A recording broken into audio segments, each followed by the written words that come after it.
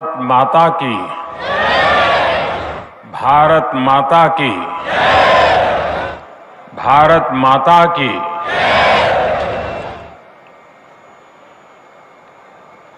त्योहारों की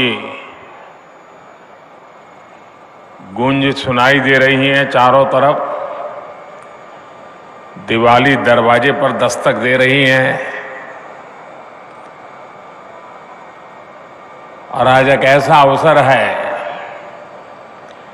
इस एक ही परिसर में, इस एक ही प्रेमाइसिस में, परिसर में, एक ही मंच पर स्टार्टअप भी हैं और देश के लाखों किसान भी हैं। जय जवान, जय किसान, जय विज्ञान और जय अनुसंधान।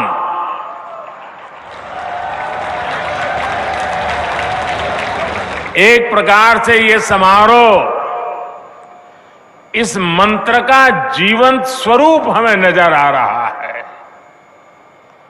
साथियों, भारत की खेती के सभी बड़े भागीदार आज रूबरू में और वर्चुअली पूरे देश के हर कोने में इस कार्यक्रम में हमारे साथ जुड़े हुए हैं। ऐसे महत्वपूर्ण मंच से आज किसानों के जीवन को और आसान बनाने, किसानों को और अधिक समृद्ध बनाने और हमारी कृषि व्यवस्थाओं को और आधुनिक बनाने की दिशा में कई बड़े कदम उठाए जा रहे हैं। आज देश में 600 से ज्यादा प्रधानमंत्री किसान समृद्धि केंद्रों की शुरुआत हो रही है और मैं अभी यहां जो प्रदर्शनी लगी है उसे देख रहा था। एक से बढ़कर एक ऐसी अनेक टेक्नोलॉजी के इनोवेशन वहां है, तो मेरा मन तो कर रहा था कि वहां जरा और ज्यादा रुक जाऊं, लेकिन त्योहारों की सीजन है, आपको ज्यादा रोकना नहीं चाहिए, इसलिए मैं मंच पे चला आया। लेकिन वहां मैंने ये प्रधानमंत्री किसान समृद्धि केंद्र की जो रचना देखी, उसका एक जो मॉडल खड़ा किया है, मैं वाकई मनसुख भाई और उनकी टीम को बधाई देता हूं। ये किसान के लिए सिर्फ उर्वरक खरीद बिक्री का केंद्र नहीं है, एक संपूर्ण रूप से किसान के साथ घनिष्ठ नाता जोड़ने वाला, उसकी हर सवालों का जवाब देने वाला, उसकी हर आवश्यकता में मदद करने वाला ये किसान समृद्धि केंद्र बना है। साथियों, थोड़ी देर पहले ही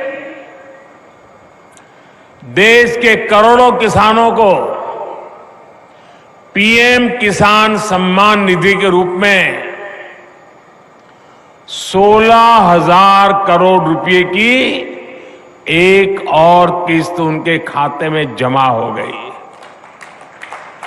आप में से भी जो किसान यहां बैठे होंगे, अगर मोबाइल देखेंगे तो आपके मोबाइल पे खबर आ गई होगी कि 2,000 रुपये आपके जमा हो चुके हैं।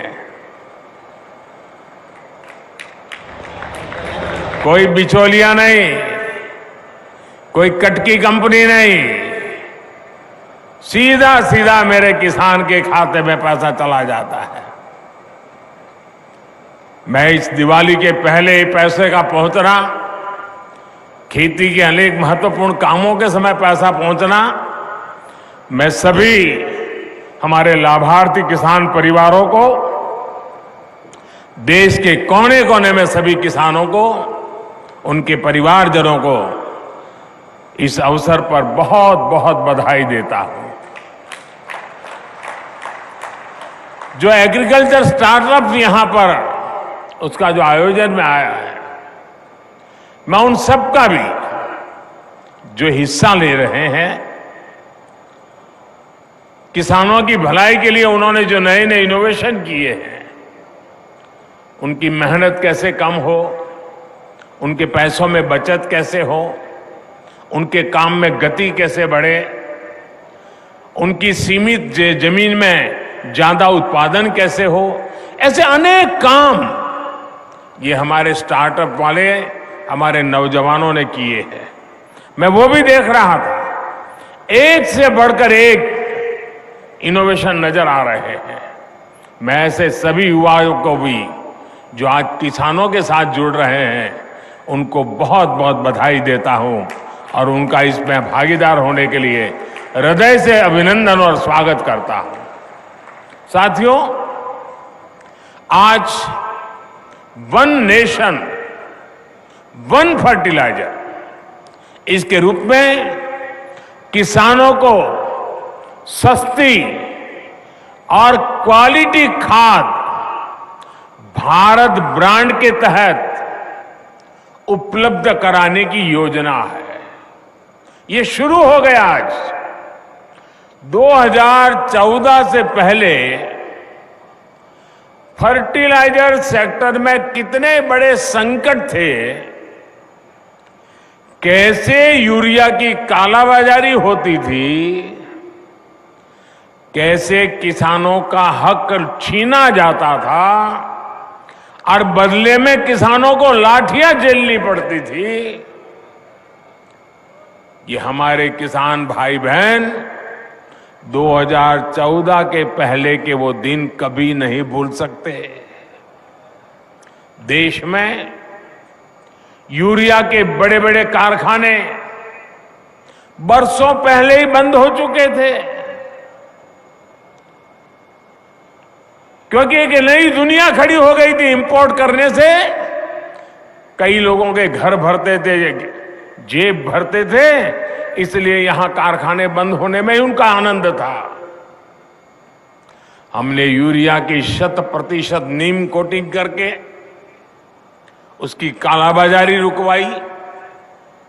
हमने बरसों से बंद पड़े देश के 6 सबसे बड़े यूरिया कारखानों को फिर से शुरू करने के लिए मेहनत की है। साथियों, अब तो यूरिया उत्पादन में आत्मनिर्भरता के लिए भारत अब तेजी से लिक्विड नैनो यूरिया, प्रवाही नैनो यूरिया की तरफ बढ़ रहा है। नैनो यूरिया कम खर्च में अधिक प्रोडक्शन का माध्यम है।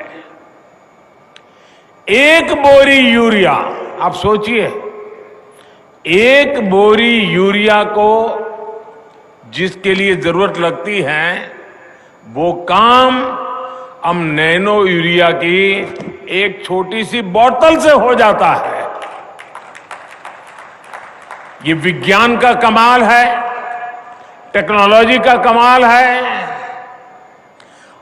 और इसके कारण किसानों को ये यूरिया के बोरे लाना, ले जाना, उसकी मेहनत, ट्रांसपोर्टेशन का खर्चा और घर में भी जाकर के रखने के लिए जगह, इस सब मुसीबतों से मुक्ति। अब आप आए बाजार में 10 चीजें ले रहे हैं, एक बोतल जेब में डाल दिया, अपना काम हो गया। फर्टिलाइजर सेक्टर में रिफॉर्म्स के हमारे अब तक के प्रयासों में आज 2 और प्रमुख रिफॉर्म, बड़े बदलाव जुड़ने जा रहे हैं।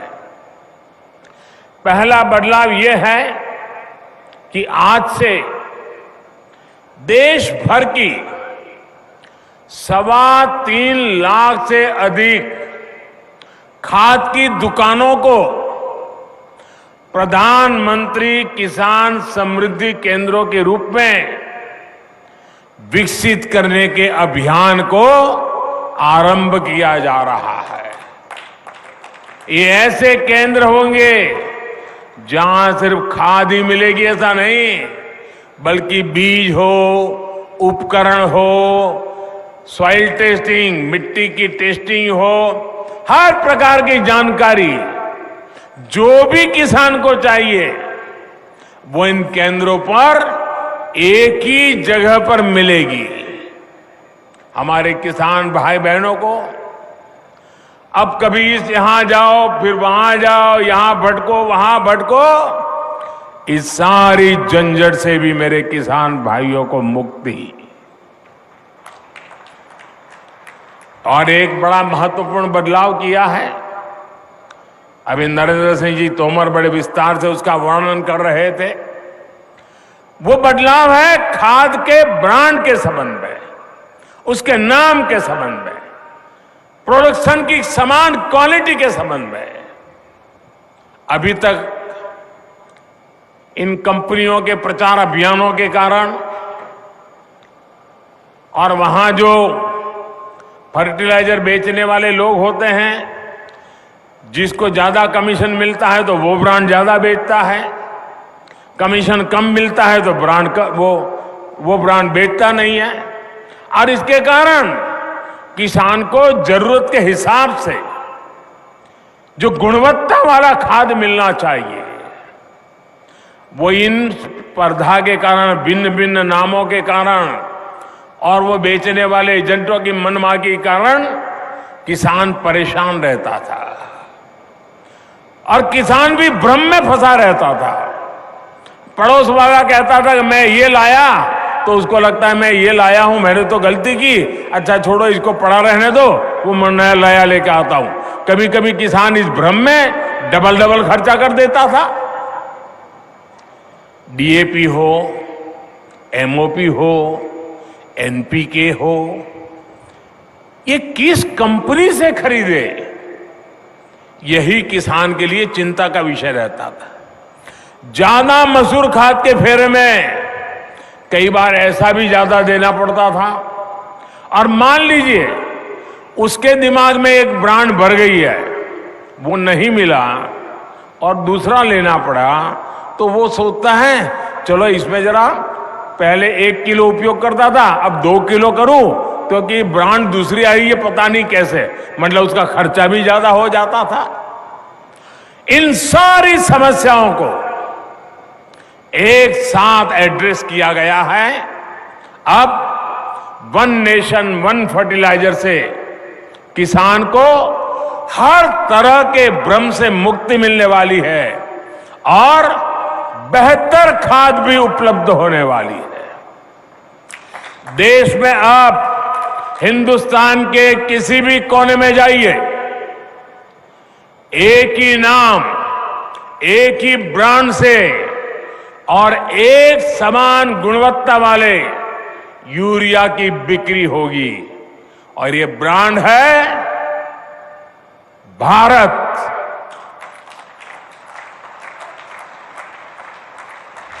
अब देश में यूरिया भारत ब्रांड से ही मिलेगी। जब पूरे देश में फर्टिलाइजर का ब्रांड एक ही होगा, तो कंपनी के नाम पर फर्टिलाइजर को लेकर होने वाली मारामारी भी खत्म हो जाएगी। इससे फर्टिलाइजर की कीमत भी कम होगी, खाद तेजी से पर्याप्त मात्रा में उपलब्ध होगा। साथियों, आज देश में लगभग 85% हमारे जो किसान हैं वो छोटे किसान हैं। 1 हेक्टर 1.5 हेक्टर से ज्यादा जमीन नहीं है इनके पास। और इतना ही नहीं, समय के साथ जब परिवार का विस्तार होता है, परिवार बढ़ता है, तो उतनी छोटे से टुकड़े के भी टुकड़े हो जाते हैं। जमीन और छोटे छोटे टुकड़े में विभाजित हो जाती है। और आजकल जलवायु परिवर्तन देखते हैं हम। दिवाली तो आ गई, बारिश जाने का नाम नहीं ले रही है। प्राकृतिक प्रकोप चलता रहता है। साथियों, उसी प्रकार से अगर मिट्टी खराब होगी, अगर हमारी धरती माता की तबीयत ठीक नहीं रहेगी, हमारी धरती माता ही बीमार रहेगी, तो हमारी मां, उसकी उपजाऊ क्षमता भी घटेगी, पानी की सेहत खराब होगी, तो और समस्याएं होगी। ये सब कुछ किसान अपनी रोजमर्रा की जिंदगी में अनुभव करता है। ऐसी स्थिति में खेती की पैदावार को बढ़ाने के लिए, अच्छी उपज के लिए हमें खेती में नई व्यवस्थाओं का निर्माण करना ही होगा। ज्यादा वैज्ञानिक पद्धति को, ज्यादा टेक्नोलॉजी को खुले मन से अपनाना ही होगा। इसी सोच के साथ हमने कृषि क्षेत्र में वैज्ञानिक पद्धतियों को बढ़ाने, टेक्नोलॉजी के ज्यादा से ज्यादा इस्तेमाल पर बल दिया है। आज देश में किसानों को 22 करोड़ सॉयल हेल्थ कार्ड दिए जा चुके हैं, ताकि उन्हें मिट्टी की सेहत की सही जानकारी मिले। हम अच्छी से अच्छी क्वालिटी के बीज किसानों को मिले, इसके लिए वैज्ञानिक तरीके से जागृत प्रयास कर रहे हैं। बीते 7-8 साल में 1700 से अधिक वैरायटी के ऐसे बीज किसानों को उपलब्ध कराए गए हैं, जो ये बदलती जलवायु परिस्थिति है उसमें भी अपना मकसद पूरा कर सकते हैं, अनुकूल रहते हैं। हमारे यहां जो पारंपरिक मोटे अनाज मिलेट्स होते हैं, उनके बीजों की गुणवत्ता बढ़ाने के लिए भी आज देश में अनेक हब्स बनाए जा रहे हैं। भारत के मोटे अनाज पूरी दुनिया में प्रोत्साहन पाएं, इसके लिए सरकार के प्रयासों से अगले वर्ष पूरी दुनिया में मोटे अनाज का अंतर्राष्ट्रीय वर्ष भी घोषित किया गया है। दुनिया भर में हमारे मोटे अनाज की चर्चा होने वाली है। अब मौका आपके सामने है, दुनिया में कैसे पहुंचना है।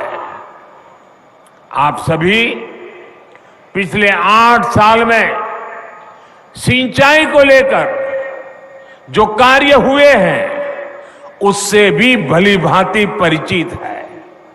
हमारे यहां खेतों को पानी से लबालब भरना, जब तक किसान को खेत में सारी फसल पानी में डूबी हुई नजर नहीं आती है, एक भी पौधे की मुंडी अगर बाहर दिखती है तो उसको लगता है पानी कम है, वो पानी डालता ही जाता है, तालाब जैसा बना देता है पूरे खेत को, और उससे पानी भी बर्बाद होता है, मिट्टी भी बर्बाद होती है, फसल भी तबाह हो जाती है। हमने इस स्थिति से किसानों को बाहर निकालने पर भी काम किया है। पर ड्रॉप मोर क्रॉप, सूक्ष्म सिंचाई, माइक्रो इरिगेशन, उस पर बहुत अधिक बल दे रहे हैं। टपक सिंचाई पर बल दे रहे हैं,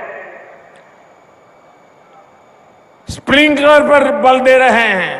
पहले हमारे गन्ना का किसान ये मानने को तैयार नहीं था कि कम पानी से भी गन्ने की खेती हो सकती है। अब ये सिद्ध हो चुका है, स्प्रिंकलर से भी गन्ने की खेती बहुत उत्तम हो सकती है और पानी बचाया जा सकता है। उसके तो दिमाग में यही है कि जैसे पशु को पानी ज्यादा पिलाया तो दूध ज्यादा देगा, गन्ने के खेत को पानी ज्यादा दिया तो गन्ने का रस ज्यादा निकलेगा। ऐसे ही हिसाब किताब चलते रहे हैं। पिछले 7-8 वर्षों में देश की लगभग 70 लाख हेक्टेयर जमीन को माइक्रो इरिगेशन के दायरे में लाया जा चुका है। साथियों, भविष्य की चुनौतियों के समाधान का एक अहम रास्ता नेचुरल फार्मिंग से भी मिलता है। इसके लिए भी देश भर में बहुत अधिक जागरूकता आज हम अनुभव कर रहे हैं। प्राकृतिक खेती को लेकर गुजरात, हिमाचल प्रदेश और आंध्र प्रदेश के साथ साथ यूपी, उत्तराखंड में बहुत बड़े स्तर पर किसान काम कर रहे हैं। गुजरात में तो जिला और ग्राम पंचायत स्तर पर भी इसको लेकर योजनाएं बनाई जा रही है। बीते वर्षों में प्राकृतिक खेती, नेचुरल फार्मिंग को जिस प्रकार नए बाजार मिले हैं, जिस प्रकार प्रोत्साहन मिला है, उससे उत्पादन में भी कई गुना वृद्धि हुई है। साथियों, आधुनिक टेक्नोलॉजी के उपयोग से छोटे किसानों को कैसे लाभ होता है, इसका एक उदाहरण पीएम किसान सम्मान निधि भी है। इस योजना के शुरू होने के बाद से 2 लाख करोड़ रुपए से ज्यादा सीधे किसानों के बैंक खातों में ट्रांसफर किए गए हैं। जब बीज लेने का समय होता है, जब खाद लेने का समय होता है, तो ये मदद किसान तक पहुंच जाती है। देश के 85% से अधिक छोटे किसानों के लिए ये बहुत बड़ा खर्च होता है। आज देश भर के किसान मुझे बताते हैं कि पीएम किसान निधि ने उनकी बहुत बड़ी चिंता को कम कर दिया है। साथियों, आज बेहतर और आधुनिक टेक्नोलॉजी का उपयोग करते हुए हम खेत और बाजार की दूरी को भी कम कर रहे हैं।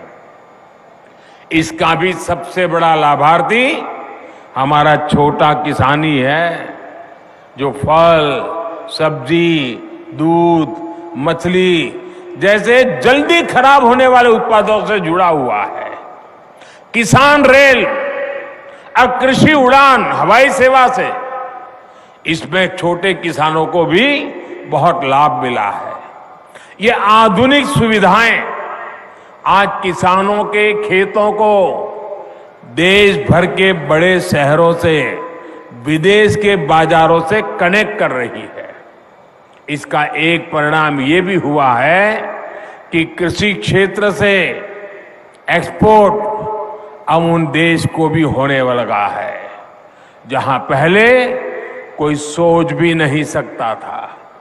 कृषि निर्यात की बात करें तो भारत दुनिया के टॉप 10 कंट्रीज में है। आज दुनिया के 10 प्रमुख देशों में है। कोरोना की रुकावटों के बावजूद भी 2 साल मुसीबत में गए, उसके बावजूद भी हमारे कृषि निर्यात में 18% की वृद्धि हुई है। गुजरात से बड़े पैमाने पर कमलम फ्रूट, जिसको बाहरी भाषा में ड्रैगन फ्रूट कहते हैं, भारत में उसको कमलम फ्रूट कह रहे, आज विदेश जा रहा है। हिमाचल से पहली बार ब्लैक गार्लिक का एक्सपोर्ट हुआ है। असम का बर्मीज अंगूर, लद्दाख की खुबानी, जलगांव का केला या भागलपुरी जरदारी आम, ऐसे अनेक फल हैं जो विदेशी बाजारों को भा रहे हैं। वन डिस्ट्रिक्ट वन प्रोडक्ट जैसी योजनाओं के तहत ऐसे उत्पादों को आज प्रोत्साहन दिया जा रहा है। आज जिला स्तर पर एक्सपोर्ट हब भी बनाए जा रहे हैं, जिसका लाभ किसानों को हो रहा है। साथियों, आज प्रोसेस्ड फूड में भी हमारी हिस्सेदारी बहुत अधिक बढ़ रही है। इससे किसानों को उपज के ज्यादा दाम मिलने के रास्ते खुल रहे हैं। उत्तराखंड का मोटा अनाज पहली बार डेनमार्क में गया। इसी प्रकार कर्नाटक का ऑर्गेनिक जैकफ्रूट पाउडर भी नए बाजारों में पहुंच रहा है। अब त्रिपुरा भी इसके लिए तैयारी करने लगा है। ये बीज हमने पिछले 8 वर्षों में बोए हैं, जिसकी फसल अब पकनी शुरू हो गई है। साथियों, आप सोचिए, मैं कुछ आंकड़े बताता हूं। ये आंकड़े सुनकर के आपको लगेगा प्रगति और परिवर्तन कैसे होते हैं। 8 साल पहले जहां 2 बड़े फूड पार्क ही देश में थे, 2 बड़े फूड पार्क, आज ये संख्या 23 हो चुकी है। अब हमारा प्रयास ये है कि किसान उत्पादक संघों यानी एफपीओ और बहनों के स्वयं सहायता समूहों को भी इस सेक्टर से कैसे अधिक से अधिक जोड़े। कोल्ड स्टोरेज हो, फूड प्रोसेसिंग हो, एक्सपोर्ट हो, ऐसे हर काम से छोटा किसान सीधे जुड़े। इसके लिए आज सरकार लगातार प्रयास कर रही है। साथियों, तकनीक का ये प्रयोग बीज से लेकर बाजार तक पूरी व्यवस्था में बड़े परिवर्तन ला रहा है। हमारी जो कृषि मंडियां हैं, उनको भी आधुनिक बनाया जा रहा है। वही टेक्नोलॉजी के माध्यम से किसान घर बैठे ही देश की किसी भी मंडी में अपनी उपज बेच सके, ये भी ई नाम के माध्यम से किया जा रहा है। ई नाम से अब तक देश के 2.25 करोड़ से ज्यादा किसान और 2.5 लाख से अधिक व्यापारी जुड़ चुके हैं। आपको ये जानकर के भी खुशी होगी कि अभी तक इसके माध्यम से 2 लाख करोड़ रुपए से अधिक की लेन देन हुई है। आपने देखा होगा, आज देश के गांवों में जमीन के घर के नक्शे बनाकर किसानों को प्रॉपर्टी कार्ड भी दिए जा रहे हैं। इन सभी कामों के लिए ड्रोन जैसी टेक्नोलॉजी, आधुनिक टेक्नोलॉजी का उपयोग किया जा रहा है। साथियों, खेती को ज्यादा से ज्यादा लाभकारी बनाने के लिए आधुनिक टेक्नोलॉजी को उपयोग को हमारे स्टार्टअप नए युग में ले जा सकते हैं। आज यहां इतनी बड़ी संख्या में स्टार्टअप से जुड़े साथी मौजूद हैं। बीते 7-8 सालों में खेती में स्टार्टअप की संख्या, ये भी आंकड़ा सुन लीजिए, पहले 100 थे, 100, आज 3000 से ज्यादा स्टार्टअप खेती में टेक्नोलॉजी पे काम कर रहे हैं। ये स्टार्टअप, ये इनोवेटिव युवा, ये भारत की टैलेंट, भारतीय कृषि का, भारत की ग्रामीण अर्थव्यवस्था का भविष्य नए सिरे से लिख रही है। लागत से लेकर ट्रांसपोर्टेशन तक की हर समस्या का समाधान हमारे स्टार्टअप्स के पास है।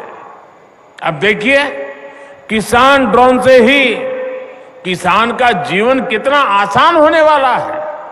मिट्टी कैसी है, मिट्टी को कौन सी खाद चाहिए, कितनी सिंचाई चाहिए, बीमारी कौन सी है, दवाई कौन सी चाहिए, इसका अनुमान ड्रोन लगा सकता है और आपको सही मार्गदर्शन दे सकता है।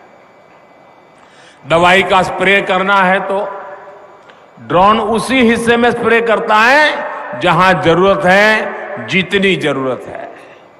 इससे स्प्रे और खाद की बर्बादी भी रुकेगी और किसान के शरीर पर जो केमिकल गिरता है उससे भी मेरा किसान भाई बहन बच जाएगा। भाई और बहनों, आज एक और बहुत बड़ी चुनौती है जिसका जिक्र मैं आप सभी किसान साथियों, हमारे इनोवेटर्स के सामने जरूर करना रहूं। आत्मनिर्भरता पर इतना बल मैं क्यों दे रहा हूं और खेती की, किसानों की इसमें क्या भूमिका है, ये हम सबको समझ करके मिशन मोड में काम करने की जरूरत है। आज सबसे अधिक खर्च जिन चीजों को आयात करने में हमारा होता है वो खाने का तेल है, फर्टिलाइजर है, कच्चा तेल है। इनको खरीदने के लिए ही हर साल लाखों करोड़ रुपए हमारे दूसरे देशों को देना पड़ता है। विदेशों में जब कोई समस्या आती है तो इसका बुरा असर हमारे यहां पर भी पड़ता है। अब जैसे पहले कोरोना आया, हम मुश्किलें झेलते झेलते दिन निकाल रहे थे, रास्ते खोज रहे थे। अभी कोरोना तो पूरा नहीं हुआ तो लड़ाई छिड़ गई। और ये ऐसी जगह जहां हम बहुत सी बातें वहां से खरीदते थे, जहां से ज्यादा हमारे पास जरूरतें थी वही देश लड़ाइयों में उलझे हुए हैं। उन ऐसे ही देशों पर इन लड़ाई का प्रभाव भी ज्यादा हुआ है। अब खाद को ही लीजिए, यूरिया हो, डीएपी हो या फिर दूसरे फर्टिलाइजर, ये आज दुनिया के बाजारों में दिन रात इतनी तेजी से महंगे होते जा रहे हैं, इतना आर्थिक बोझ पड़ रहा है जो हमारे देश को झेलना पड़ रहा है। आज हम विदेशों से 75-80 रुपये किलो के हिसाब से यूरिया खरीदते हैं, लेकिन हमारे देश के किसान पर बोझ न पड़े, हमारे किसान, उन पर कोई नया संकट न आए जो 70-80 रुपये में हमारा यूरिया हम आज बाहर से लाते हैं, हम किसानों को 5 या 6 रुपये में पहुंचाते हैं भाइयों, ताकि मेरे किसान भाइयों बहनों को कष्ट न हो, किसानों को कम कीमत में खाद मिले। इसके लिए इस वर्ष अब इसके कारण सरकारें खजाने पर बोझ आता है, कई कामों को करने में रुकावटें खड़ी हो जाती है। इस वर्ष लगभग 2.5 लाख करोड़ रुपया केंद्र सरकार का सिर्फ ये यूरिया के पीछे हमको लगाना पड़ रहा है। भाइयों और बहनों, आयात पर हो रहे खर्च को कम करने के लिए, देश को आत्मनिर्भर बनाने के लिए हम सब ने मिलकर के संकल्प करना ही होगा। हम सब ने मिलकर के उस दिशा में चलना ही होगा। हम सब ने मिलकर के विदेशों से खाने के लिए चीजें लानी पड़े, खेती के लिए चीजें लानी पड़े, इसमें से मुक्त होने का संकल्प करना ही पड़ेगा। कच्चे तेल और गैस पर विदेशी निर्भरता को कम करने के लिए बायोफ्यूल इथेनॉल पर बहुत अधिक काम आज देश में चल रहा है। इस काम से सीधे किसान जुड़ा है, हमारी खेती जुड़ी हुई है। किसान की उपज से पैदा होने वाले इथेनॉल से गाड़ियां चले और कचरे से, गोबर से बनने वाली बायोगैस से बायो सीएनजी बने, ये काम आज हो रहा है। खाने के तेल की आत्मनिर्भरता के लिए हमने मिशन ऑयल पाम भी शुरू किया है। आज मैं आप सभी किसान साथियों से आग्रह करूंगा कि इस मिशन का अधिक से अधिक आप लाभ उठाएं। तिलहन की पैदावार बढ़ाकर हम खाद्य तेल का आयात बहुत कम कर सकते हैं। देश के किसान इसमें पूरी तरह सक्षम है। दालों के मामले में जब मैंने 2015 में आपको आह्वान किया था, आपने मेरी बात को सर आंखों पे उठा लिया था और आपने करके दिखाया था। वरना पहले तो क्या हाल था, हमें दाल भी विदेशों से ला करके खानी पड़ती थी। जब हमारे किसानों ने ठान लिया तो देखते ही देखते दाल का उत्पादन लगभग 70% तक बढ़ाकर दिखा दिया। ऐसी ही इच्छा शक्ति के साथ हमें आगे बढ़ना है। भारत की कृषि को और आधुनिक बनाना है, नई ऊंचाई पर पहुंचाना है। आजादी के अमृत काल में खेती को हम आकर्षक और समृद्ध बनाएंगे। इसी संकल्प के साथ सभी मेरे किसान भाइयों बहनों को, सभी स्टार्टअप से जुड़े युवाओं को मैं बहुत बहुत शुभकामनाएं देता हूं। बहुत बहुत धन्यवाद। बहुत बहुत आभार माननीय प्रधानमंत्री श्री नरेंद्र मोदी जी का। देवी सज्जनों, आइए हम सब खड़े होकर करतल ध्वनि से आभार व्यक्त करें उस विभूति का जिनका एक एक शब्द इस देश की जनता में आत्मविश्वास का भाव भरता है। इस देश के युवाओं में नए जोश का संचार होता है जिनके मुखार बिंदु से निकले एक एक शब्द से। और आज देश का किसान, देश का जवान, देश का हर नागरिक विकसित भारत के निर्माण में अपनी भूमिका निभाने के लिए तत्पर है। तो वो ऊर्जा और वो प्रेरणा माननीय प्रधानमंत्री श्री नरेंद्र मोदी जी के व्यक्तित्व और उनके कृतित्व से इस देश को मिलती है। आज हम सबको ये सम्मान मिला है। बहुत बहुत आभार माननीय प्रधानमंत्री श्री नरेंद्र मोदी जी का उनकी गरिमामयी उपस्थिति के लिए।